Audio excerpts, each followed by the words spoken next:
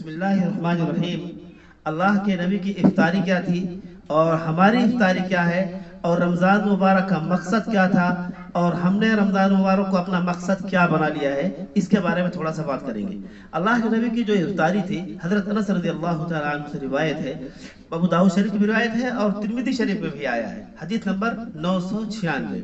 حضرت انس بن مالک رضی اللہ تعالیٰ عنہ سے روایت ہے کہ اللہ کے نبی نماز پڑھنے سے پہلے، مغرب کی نماز پڑھنے سے پہلے چند تازہ کھجوریں کھا کر کے جا کے نماز پڑھتے تھے۔ افطاری جو کرتے تھے چند تازہ کھجوریں سے افطاری کرتے تھے۔ اگر تازہ کھجوریں میسر نہ ہو تو کوئی بھی کھجوریں مل جاتی تھی تو کھجوریں کھا لیتے تھے اور اسے افطار کر لیتے تھے۔ اگر کھجوریں بھی نہ ملتی تھی تو سادہ پانی پی کر کے آپ چند گھونٹ نوش فرماتے تھے اور اسے افطاری کر لیتے تھے۔ یہ آپ کی افطاری کا حال تھا، اور ہماری افطاری کا حال کیا ہے ہم اس کو بخوبی جانتے ہیں کہ طرح طرح کے پکوان کھانے پینے، اور جو ہے مرغ و مسلم، اور یہ بھجیا، یہ پاؤ، یہ وڑا، یہ سموسے، مطلب طرح کی جو چیزیں جو ہیں وہ ہم جو ہے دسترخوان پر جمع کر لیتے ہیں، اور ہم یہ سمجھتے ہیں کہ جتنا ہم جو ہے افطاری میں جمع کر لیا وہی روزہ ہے۔ میرے بھائیوں، یہ روزے کے مقصد سے ہم ہٹ گئے ہیں۔ ہم نے روزے کا جو مہینہ تھا وہ کیا تھا، لعلکم تتقون، شاید کہ تمہارے اندر تقوی آ جائے۔ تقوی کس طریقے سے آئے گا کہ ساری چیزیں میسر ہیں، اس کے باوجود ہم اللہ کے خوف کی وجہ سے ہم جو ہے روزہ رکھتے ہیں، کسی کو دکھاوے کے لیے روزہ نہیں رکھتے۔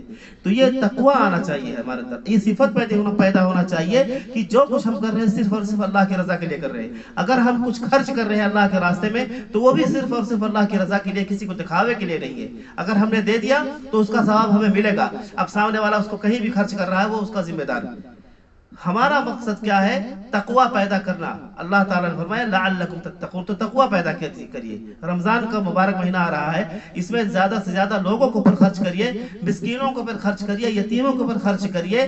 اپنے پاس پڑوس کا خیال رکھیے، پاس پڑوس میں کون لوگ بھوکے ہیں، کون لوگ تنگ دست ہیں، کون لوگ مانگتے ہیں، مانگنے کی ضرورت ہے پھر بھی نہیں مانگتے ہیں، تو ایسے لوگوں کو ڈھونڈ کر کے دینا۔ یہ قرآن میں اللہ تعالیٰ کہہ رہا ہے تعریفہم بسیماہم، تم ان کو ان کی پیشانی سے پہچان جاؤ گے۔ لا یسألون الناس الحافا، وہ پیشاور بھیک منگے نہیں ہیں، جیسا کہ آج کل ہمارے یہاں پیشاور بھیک منگے سگنلوں پہ کھڑے رہتے ہیں، گھر میں روزانہ صبح شام لائن لگائے رہتے ہیں۔ ایسے لوگوں کو نہیں دینا چاہیے۔ اگر آپ دے رہے ہیں تو بھی تھوڑا بہت دیجیے ان لوگوں کو جو مستحق ہیں، آپ کے پڑوس میں ہیں، آپ کے رشتہ دار ہیں، یا مدارس ہیں، کیونکہ مدارس میں اگر آپ نے نہیں دیا، مدارس سے اگر آپ قطع تعلقی کر رہے ہیں تو اسپین کا واقعہ آپ کے سامنے مشہور ہے اور معروف ہے۔ 600 سال تک مسلمانوں نے، عربوں نے وہاں حکومت کی، لیکن چند منٹوں میں ان کو اس طریقے سے نکال دیا گیا جس طریقے سے آٹے کے اندر سے بال کو نکال کر کے پھینک دیا جاتا۔ اس کی وجہ یہی ہوئی کہ انہوں نے مدرسے کو بند کر دیا،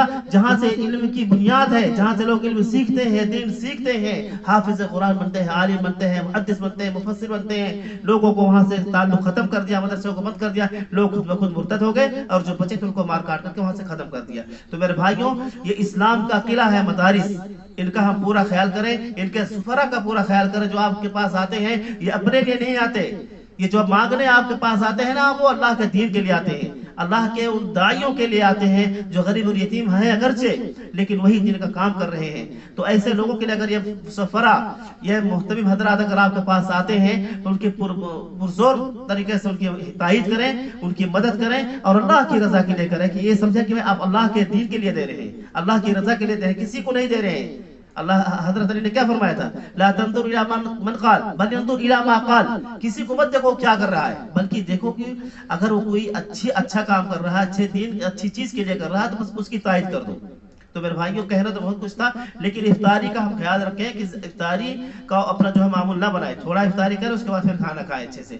یہ جو ہے روزے کا مقصد کیا ہے، تقوی آنا۔ تو اللہ تعالیٰ سے دعا ہے کہ اللہ تعالیٰ ہم سب کے اندر اپنا تقوی، اپنا خوف نصیب فرمائے، اور اللہ تعالیٰ ان علماء حضرات کی، مفتیان کرام کی، اور دین کے جو داعی ہیں ان کی جو ہے قدر دانی کے توفیق عطا فرمائے۔ آمین۔ وآخر دعوانا الحمدللہ رب العالمین۔